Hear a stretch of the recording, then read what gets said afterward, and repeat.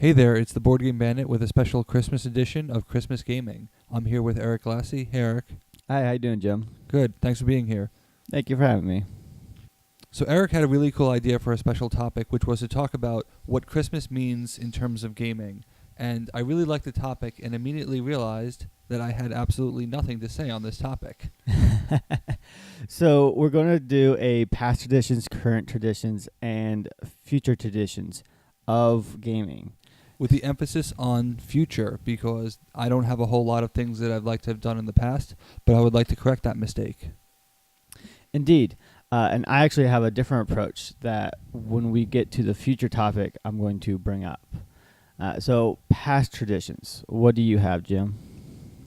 As I said, not much. There was never anything formal.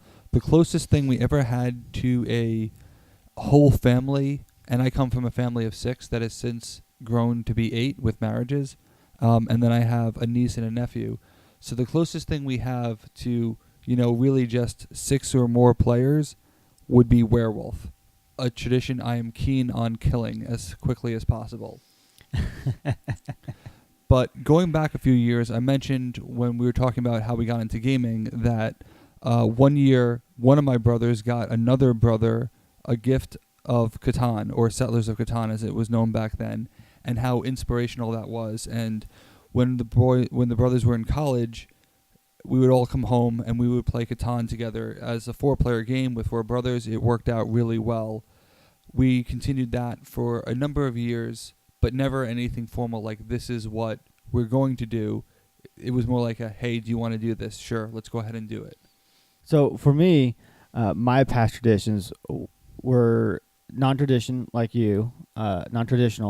where we didn't have anything we played in particular. But growing up, we slowly did board games. We'd all just play whatever we wanted. First it was like Monopoly, then Risk and other stuff. And as the games became longer, my parents started not participating until we finally moved on to card games such as Rook and then eventually, more recently, Euchre. And there's been some funny stories about that. I'll leave that for the current traditions. So what do you have for current traditions? Nothing. Nothing? I've tried. It's hard because of not everyone lives in the same area, and now that we're adults, we have responsibilities that we have to go back to. So time is kind of working against us. We often will play Magic. I think the one time I play Magic per year tends to be Christmas Eve. I'm going to make an attempt to play Magic again because I do enjoy, even though I don't like living inside the game, I do like someone else doing the work, building a deck and then handing it to me, and then switching the deck with whatever they prepared for themselves. So that way, I'm not screwed over. If we have a chance to play Magic, that would be great. There are no current traditions, unfortunately, and I had some great ideas that unfortunately occurred this past week, and it was too late to start. So I have a lot in the future category, but unfortunately, nothing going on right now. So my current ones, I'm just going to tie off real quick off your Magic one. My brother would have 2 really good decks that he would take to various events. And it would he would like, here, you can try these, and I would play them, and he would crush me. And I'm like, all right, let me play with yours. I'll do the gym, switcheroo, and I'll be like, all right, switch out. Let's see what you got.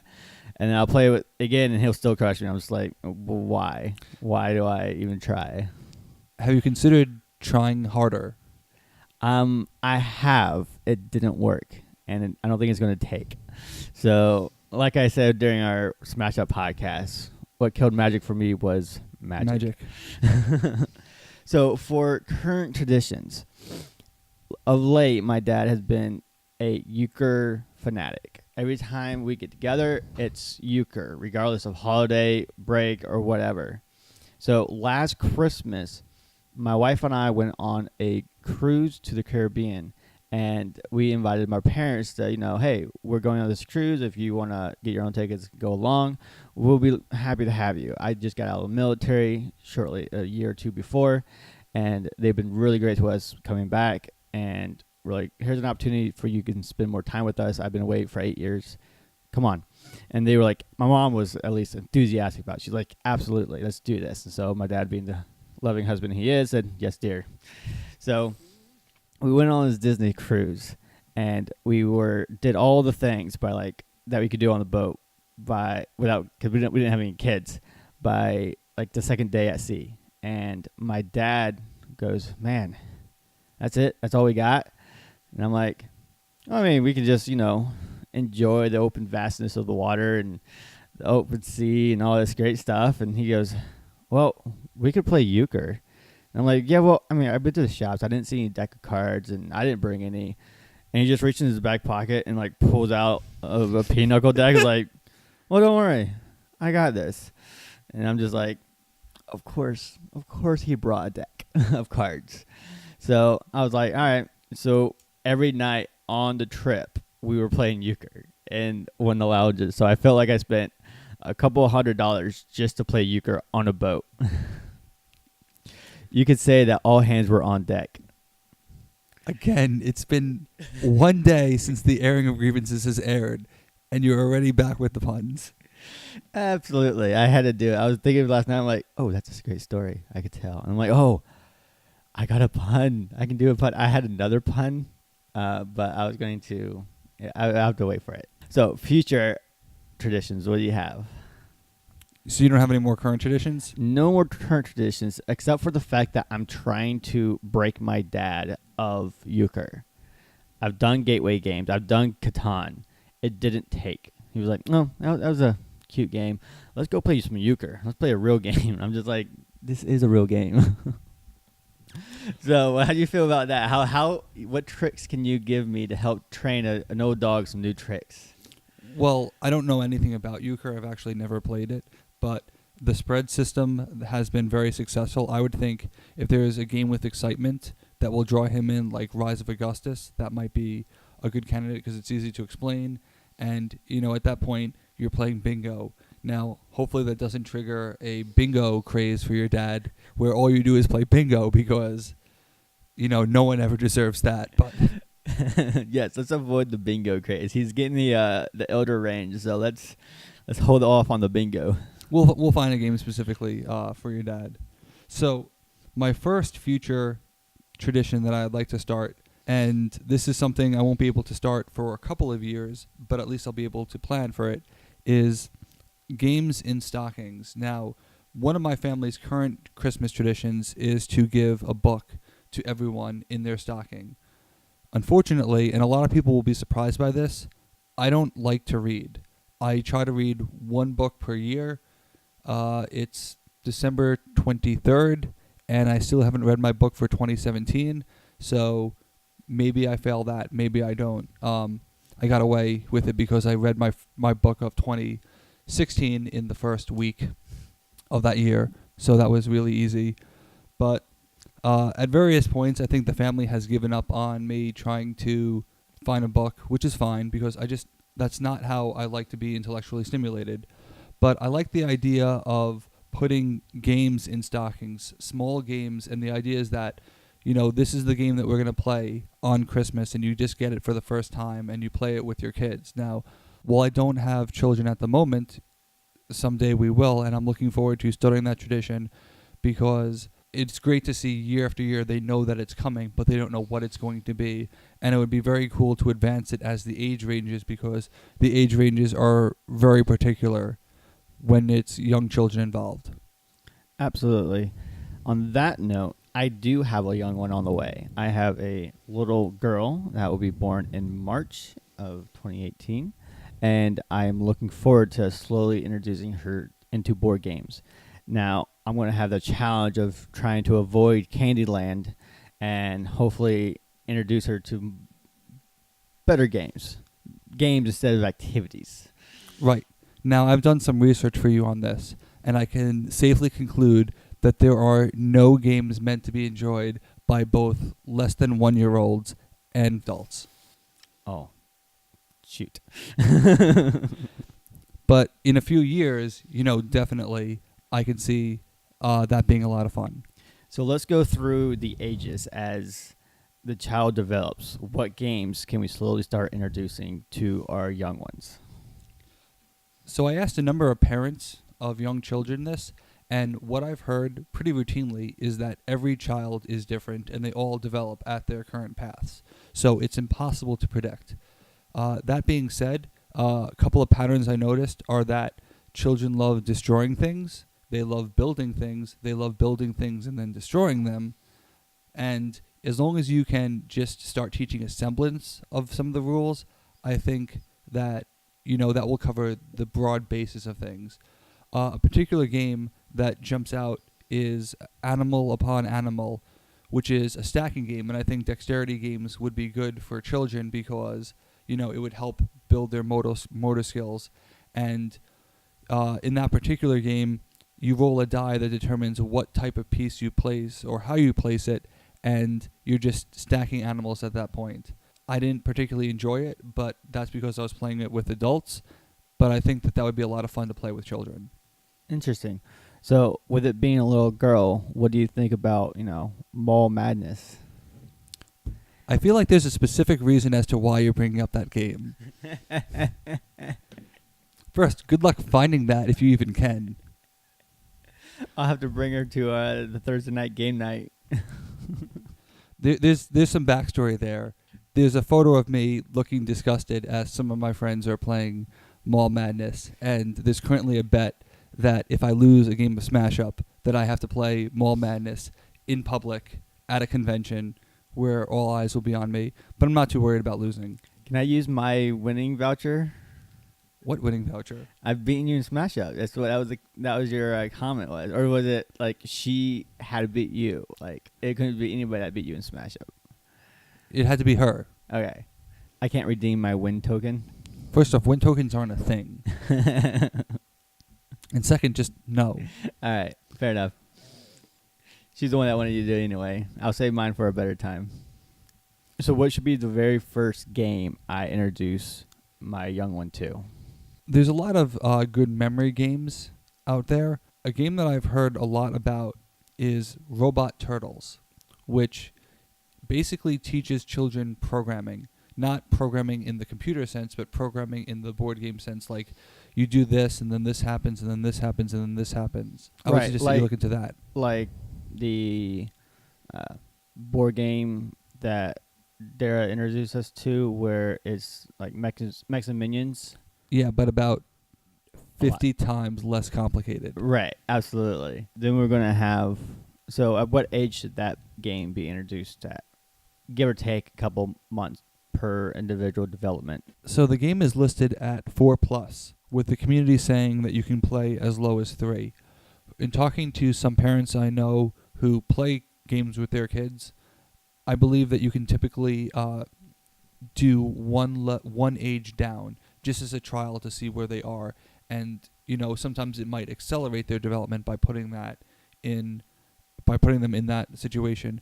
I know of a 7-year-old who played Splendor at a pretty good level for his age, which was really enjoyable to watch. So I think Splendor is 8+, or it maybe even be 10+. I'm going to look it up right now, actually. I'm not used to knowing what the age ranges are because I'm not typically playing in that demographic.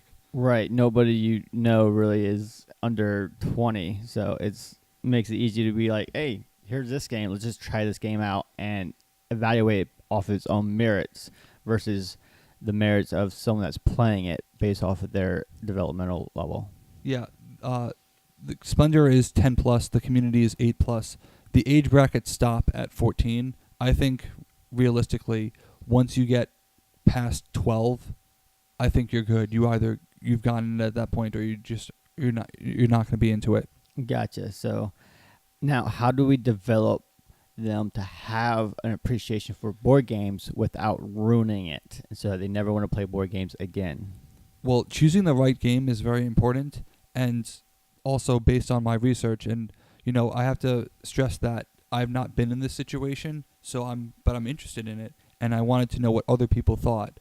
The single most important thing is to not live vicariously through children. And what I mean by that is we have large collections. That doesn't mean, and I may enjoy learning a new game on the spot and playing it, but that doesn't mean that children are going to do that. As a matter of fact, a number of people have suggested that they don't enjoy doing that. Unless they're really in and they're hooked, they will sour quickly on learning new rules every single time, only to just to move from game to game, and that may destroy their experience overall. So you'd have to pick something that they enjoy and then be committed to playing it multiple times to build up their idea of the hobby, which unfortunately starts with building up their love of a particular game. Gotcha. Okay. I highly suggest it not be euchre. Yes. And I'm afraid my dad's going to do his best to teach them euchre and be like, yes, play this. Well, unfortunately, you can't exactly destroy all of the decks of cards there are in the world. And that makes it hard. Like, if it was a particular game that was out of print, you might be able to hide away from that. But, yeah, I don't see bicycle decks, which I think you can use to create the Pinnacle deck, right? Correct. Yeah, I wasn't sure if euchre was sold as a standalone set. That would be pretty wasteful. Yeah, so euchre is played with half of a Pinochle deck, just one of each type of card from 9 and above. So when you get a Pinochle deck, you basically got 2 decks of euchre, which if you have 8 people over, you can play 2 games. That's my dad's like, yeah, if we got more people, we can just play with more games of euchre. And my brother and I, who are developing our games, are just like, no, let's not. But do they sell euchre as a standalone pack? No, because Rook is sold as a standalone pack. Yes, Rook is sold as a standalone pack, but Rook is also different cards. It involves a bird. So euchre is just cheaper to buy a Pinochle deck, and then you got twice of what you need. So my next tradition is one that I regretfully thought of on December 3rd.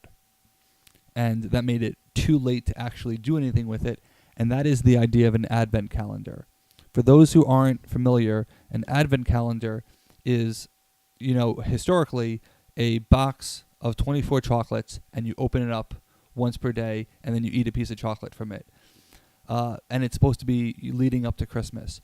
But other people have taken this idea and done something every 24 days, and then you just, whether it's a wise saying or an activity or a challenge. I recently was watching a series of promo cards where it was a box of promo cards, and each day you got a new promo card, an idea that I actually hated because you know how I feel about promo cards. But I thought that it could be really cool to do a series as an advent calendar, and you could pick a game each year. So if I had thought of this before December 1st, I probably would have done Smash Up, like my 24 favorite cards, maybe in reverse order, and then it's one card per day, and it's a 5-minute segment on very good ways to use that card. It would also work well with Dominion or any other game where at a very micro level there's something to talk about. Or 2 very difficult to play factions together and how to handle those situations. Or just a pairing of 2 factions that are extremely overpowered, like if you did like mad scientists, pirates, and you can talk about how you can make the sailor with the indestruction ability where he slowly gets more powerful and never goes away. Yeah, I love that combo. I could definitely see 24 overpowered factions. I don't know that I can think of 24 underpowered factions without rehashing some of the same ideas over and over again, like ghost princesses, ghost, etc. Like goes with a lot of things are not pairing well. But there was some really great overpowered stuff there. So I wish I had thought of that. I will definitely be doing an advent calendar next year. Not sure what game it's going to be, because I'm not going to make a prediction on that when it's 11 months away. But I just think it'd be cool to have something to look forward to every day and to gain appreciation for. Absolutely. So what about traditions that you can do within the house that other people would enjoy besides just listening to us? This is one that I think works particularly well if you have a significant other, and that is the 12 games of Christmas. Now, I tried my best. Some people might be surprised to learn that I am an experienced song parody writer, and I tried my best to write a parody of the 12 Days of Christmas for the 12 Games of Christmas, and The problem is that it wouldn't make thematic sense. Like, I couldn't think of a game that you would play 12 times on a single day and still, want to be married to that person afterwards. That works as a strictly two-player game. And I tried to do it, well, maybe it's like turns or rounds or minutes, but the number 11, it just wasn't working out. To my knowledge, there is no game where number 11 is, there's 11 turns or something like that. So, but I did come up with 12 games that I would recommend playing, if you had someone that you enjoy playing games with. These are 12, I believe, good couple games, and you could do one per day. And I'm just going to list them off right now. The first one that came to my mind was Jaipur, which is a two-player trading game that is really enjoyable, and it's not directly confrontational, which is why I think it's a good couple game. And it's small, probably about $20, and I've enjoyed playing it on my iPad a lot. I've never played it in person, but I've talked to some people who really like it as well as a good couples game. Sounds like something I could do with my wife, where she hates competitive games, so it'll be something that we could get along with and play. Yeah, and for this list, I'm talking strictly about two-player games, and for the most part, I'm avoiding co-op because I actually think two-player co-op really lends itself to alpha players and quarterbacks. So, we're trying to enhance relationships. We're not trying to destroy them. The next one I would recommend would be Pentago, which is a two-player abstract game where it's sort of like Connect 4 with 5, with 4 different quadrants, but you also have the ability to rotate a quadrant after you place each marble, and you're trying to get 5 in a row. I'm really bad at this game because it's completely deterministic. It's actually been solved, but it's still fun to play when you think that you're very close to winning, because the rotational aspect makes you have to really analyze the board, and you don't realize that you're one rotation away from losing, which is generally what happens to me. Like, I feel like, all right, this is the time I finally got them, and then he rotates the piece, and, I'm talking about your brother. He's beaten me every single time. Yep. So, you give Daniel a deterministic game, and he'll figure it out. So the third one I would recommend is Lost Cities, which is a classic two-player game, and it's in the Cosmos line, which will not be the only entry on this list, but it's a pure math problem, and it's really enjoyable because you can play. There are 5 lanes, and each person is playing probably in 2 or 3 of the lanes. You lose 20 points by starting in one of the lanes, but you get the value of every card that you put in, which will hopefully exceed 20 and get, positive points. It's very possible to get negative points, but sometimes you want to get negative points because you have no other option, and it may preclude you from being wasteful, and sometimes you have no choice but to play in there. I think that's a great couples game as well because it's really just a math problem. And it's not directly confrontational, but it's so tense because you don't want to discard a card that the person is going to just pick up immediately. Absolutely. So what about games that aren't heavily in math? Do you have any of those in there? Yes. All right, let's keep going. Well, let me know when you get to a non-math intense game. Well, I had a specific order for a reason. Okay. So the next one was the other game in the Cosmos line, which is the Rose King, which is definitely a math problem, particularly when scoring, because it involves squaring the number based on how large your region is. Now, fortunately, the game provides you with, in the rulebook, it gives you the squares of all the numbers for convenience. It only goes up to 25 because if you have a region of 26 or more, you've probably won, and the other person can't possibly mathematically win. But in the Rose King, you are moving a tile, you're moving a marker that determines where you have tiles on the board, and you're moving it in a direction and a number of spaces. It's one of the 8 directions or 1 to 3 spaces. And you're just moving around the board trying to build up as big a region as possible while also breaking holes in your opponent's regions. And it's great because you can see every move that the other person is going to do, so there's not a lot of take that, and you just have to predict, well, if I go here, what is the other person going to do? It's a really great game. I played it a number of times in a row just because I really enjoy it, playing with the same person. So that would be another recommendation for, the 12 Games of Christmas. Moving on to, since you were so insistent on it, a game that doesn't involve math, that would actually be Mr. Jack Pocket, or any of the games in the Mr. Jack series. Now, to be fair, I did not like this game at first because I kept losing, and I have a bad habit of assuming that me being bad at a game means the game is the problem, not me. No, I like that. I like that social deduction there. Not really social deduction. I like that deduction there. So I've gotten much better at this, but the reason why I like this game is because it's asymmetric. One person is playing as Sherlock, the other person is playing as Jack, and it's a cat and mouse game. Jack is trying to stay hidden while rushing the end of the game as quickly as possible. And Sherlock has a limited window of time to figure out where Jack is. And there are 9 tiles in a 3x3 grid, and you have a line of sight for each character, and there are different paths. So one road might go north, south, and east, and so therefore if you're looking at it from the left, you have no line of sight into the road. And when you, at the end of a round, you see who's in your line of sight. Anyone who's not, if you see Jack, anyone who's not Jack is eliminated as a suspect. If you don't see Jack, anyone that you can see is eliminated as a suspect.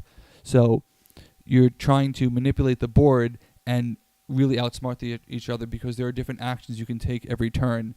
And it goes A, B, B, A, where one player is taking one action, then another player takes 2 simultaneous actions, and it's very possible in a single turn to have accomplished nothing. And I think playing that over and over again with the same person, especially when switching roles, would be a lot of fun. So would the accomplishing nothing, did that drive you crazy for a while when you first started playing it?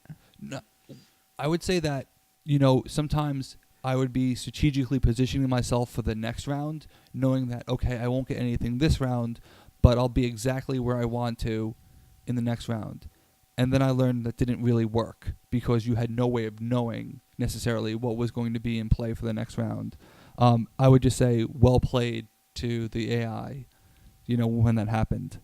Gotcha. Shame on me. One thing I think you in particular would enjoy as the 12 Games of Christmas is a game called And Then We Held Hands. And this is a 2-player cooperative game that is supposed to be about balance. Now, I haven't played this myself because of my bias against cooperative games, but I'm told that this game is a relationship simulator and that, it's specifically designed for the game is literally called And Then We Held Hands.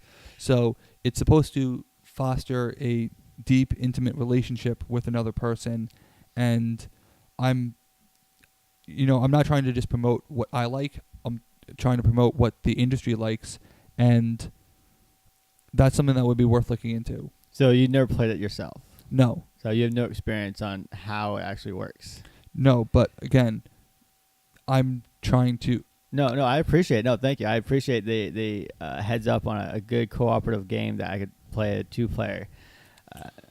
It's always good to find those because then my wife and I were actually at the game store a week or 2 ago looking for a new game, and we ended up getting the DC Confrontations game because it had an element of cooperativeness. But as 2 players, it's totally not cooperative. You'll need 4 people for it to have an element of cooperative play. So, but while we were there, we were just looking at a bunch of games, and it was really hard to find a decent cooperative game.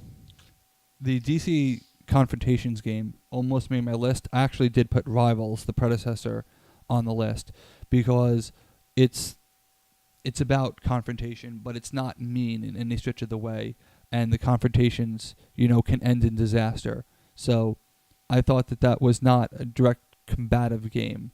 Unlike something like Memoir 44, it's DC, so it's fun, and there are superpowers involved. So I actually did put Rivals just because it was cheaper than the Confrontations for this list. And what I was trying to say was that, Christmas is a time of family. It's not meant to be souring. I actually did not put Star Realms on the list because Star Realms can be very, very mean, particularly when someone loses very quickly, which is, inevitably going to happen in some games. So I was trying to pick games that either I knew about would be good couples games, or games that I've heard based on people that I've trust that this is something worth considering. And it's also a good opportunity to be outside your comfort zone as well. So the next game is an abstract game as well. And this one is really interesting because it's been solved, meaning that, it's possible for perfect play for someone to never lose. But it's still really interesting to watch because there's so much going on. And that's a game called Quarto, Quarto. This is another Connect 4, but there are 4 attributes on every piece, and every piece is a different permutation of the 4 attributes. But the most interesting part is that your opponent picks which piece you play, and you determine where it goes. So there's not just which piece should I play, like in chess. Your opponent is saying, I want you to put this piece into play. So you're involved in every turn, whether it's on your turn you're placing the piece, or on your opponent's turn you're determining what piece they play. So is there a theme to this, or no, this is an abstract game? It's just completely abstract. So yeah, it's not like you're trying to build a city and it's like, all right, and put a marketplace in, and you're like, I don't know place for an effective marketplace. It's just this, that, and the other, just random stuff. No, colors, it's a 4x4 grid. 4x4. Yeah, grid. just it looks like chess with a bunch of disoriented pieces and different colored pieces. Okay, interesting. And what's the how do you win with that game? Like, how does it work? It's a little too abstract for me to figure out right at the moment. There are four different categories. I want to say that they are color, height, shape, and open or closed. Basically, is it solid or hollow? I've seen different printings of it where it's just basically one or the other. So when you get four of a kind in any one of those categories, you've won the game. Okay. So what else you got on your list? The next one is a game that I always describe as Final Fantasy VIII, the card game. If you've ever played Final Fantasy VIII, the designers of this game have confirmed that it was a big inspiration for them, and that's Cell Swords. Cell Swords is a 2-player game where every tile that you'll be placing has a number in one of the 4 quadrants. And when you place it next to a tile, if your number is greater than the number on that side, it gets flipped. Now, it doesn't cascade, so it doesn't move all the way through the board, but you are trying to score as many cards as you can in a particular row or column. And having a few in a row or column won't score you any points, but if you have the majority of them, you'll score a lot of points. And all the cards have special powers, and you draft them. And there's 50 different characters. You'll use 24 of them over the course of the game. So you could play 2 whole games and still not have used all the different character powers. But they also combine in very interesting ways depending on the order in which they're played. And I think it's a great game to play with someone over and over again because it really does feel different depending on what characters are in play at that given time. And it's not very mathy because all you have to know is what number is greater than another number. Very good point. For example, Eric, 4 is greater than 3. So if you play a 4 card next to a 3 card, unless there was a special power, the 4 card would flip the 3 card. Thanks. I can do basic math and anything on a spreadsheet. So the next 2 are games that I haven't played, but based on people I've trust, they recommend these. One of them I'm not sure I agree with because I've been told that it's very confrontational, and that's Seven Wonders Duel. It's kind of surprising that I've never had the opportunity to play this game, but it comes very highly recommended. It's in the top 20. I actually think it might be in the top 10 on Board Game Geek at this point in time. And I'm really surprised I haven't played it, but that is one that I definitely need to play, and a number of my friends have recommended is a great couples game. Really? So I guess you just have too many friends to play a 2-person version of Seven Wonders. Yeah, it's surprising. I really don't get to play 2-player games very often, so that's why I think the idea of doing the 12 games of Christmas is a good way to remedy that. And the last one on that part for number 11 would be Onitama, which is another two-player abstract game that I actually don't know anything about. But again, it comes highly recommended. Gotcha. So is that your last game right there? No, my final game is actually a video game. Really? Yes. One that is really enjoyable. Laura hates this game because she's seen what it did to Rudy and I. This game has been dissolved as a great team-building exercise or a backhanded way of saying to someone, I don't want to be friends anymore. Tell me more. And this is Battle Block Theater, made by an independent company. It's on Xbox 360, and it might be on PlayStation as well. But this game is two-player cooperative puzzle solving, where if you're not careful, you will basically kill your partner or yourself. Now, there is no dying in this game. It just is a delay, and you have to start over at some point. But it's just so much fun, and the puzzles are really difficult, and they require precise timing and coordination. And if you're not on the same page, you will die over and over and over again. There are particular levels where Rudy and I spent an hour or so just trying to beat it with perfection so that we can get, that A++ instead of the A+.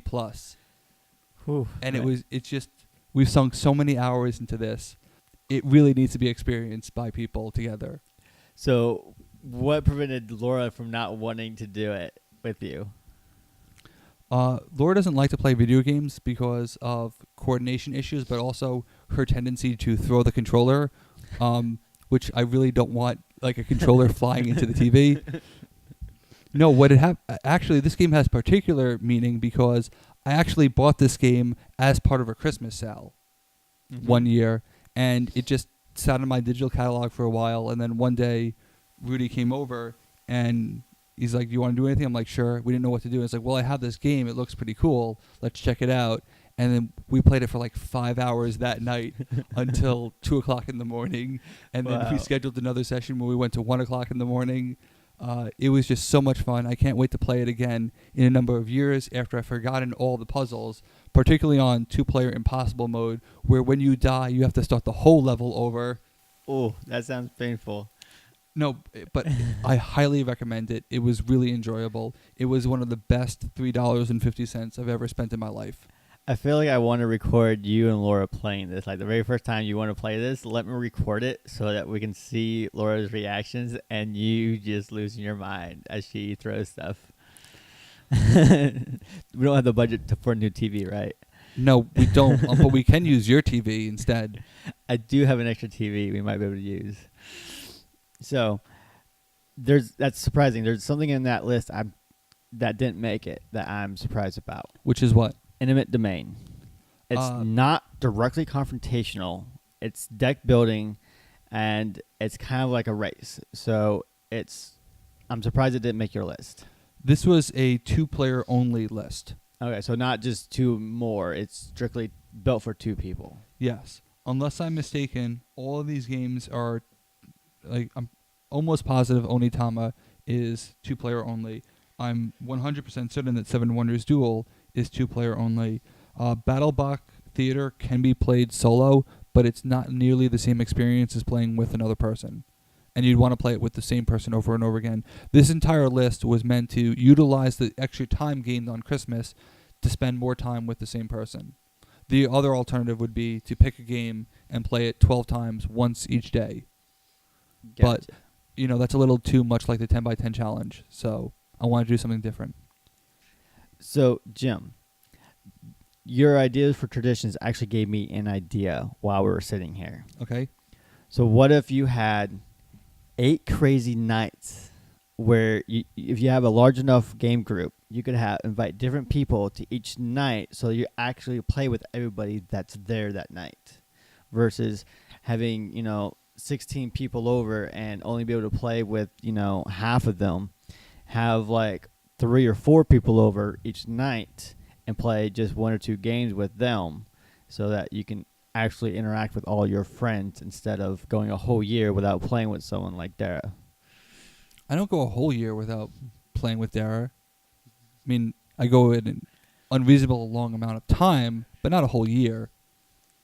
So you're thinking the Hanukkah edition, 8 crazy Right. nights of gaming. So does it have to be at the same person's house? Absolutely not. Okay. But it can make it if you had all your friends over for 8, if you coordinate it well enough, you can have different parties at different people's houses. Hey, Laura, can you come here for a sec? So next year I'm going to have 8 people over. No. So next year I'm going to have people over 8 nights in a row. Well, So it doesn't have to be at your house. It could be like your house, my house, someone else's house. So I just floated that idea by Laura, and she did not seem particularly enthused. But I think the idea is great. What would be? Well, I think what would be perfect, and I'd have to do the math on this, is if you had 8 people, and maybe a group of 8, because there are actually a decent number of 8-player games out there. So if you had 8 people and you all played an 8-player game every night for 8 nights at a different person's house each night, that would be really interesting as well. Particularly if the games brought out the worst in people, because this is 8 crazy nights. So I'm just going to start making a list off the top of my head. Deception, you're definitely there. Lifeboat with 2 expansions can fit 8 people. Dead Last absolutely is going to bring out the worst in people. What else? Murder in Hong Kong. That's Deception. Oh, that's Deception? Okay. Yeah. What else do we have for 8 players? Zorro is really good. Zorro is great because the rules are play a tile, don't die, try and kill everybody else. Well, we've got 4, and I'm sure there's others out there. I'm just doing it off the top of my head, completely unrehearsed. So, yeah, we're gonna put that as as a contender as well. The As a question maybe. is, who are the 8 people? Who are the 8 hosts and who's the 8 people? Interesting. Well, I actually made pizza this past week, so I could definitely be one of them. And actually, I had some friends over, and they said it was the best pizza they've ever had. So, challenge given. They never had your pizza though, so you're still in the running. Yeah, I'm just not gonna even dignify that with an answer. The other day when they came to the game night, I meant for them to come over to you and tell you that I served them the best pizza they ever had, but we got distracted with Smash Up, so we didn't. I'd like to let the audience know that Eric called me for pizza advice immediately before making it. So That's why the pizza was so good, right? It's all in the... So we've got the 12 games of Christmas. We've got the 8 crazy nights. If we're going full holiday, what other things? We've got Festivus. We've got the airing of grievances, which we're going to be doing every year. I would have liked to see more grievances against games. Certain people did not read the instructions. You know who you are. And that will be the first grievance of next year. Absolutely. I think we're all going to have a grievance on that one. Goodness. That was a good times, though. I already know that there was a thread on our, I think it was a Facebook about that. And I'm just like, yep. Yeah, I think one person had a grievance against another, and that same person had come prepared to defend themselves via text and, listened to it and then proactively went on their... The point is the grievance is still going on. And the great part is that he put a pun in there for me, which I appreciate. Thank you, Rudy. Did you read it? I did. I skipped over the pun. So during the holiday break, you have extra time, and it may be a good idea to spend that time with gaming, particularly because it's a great way to spend time with people.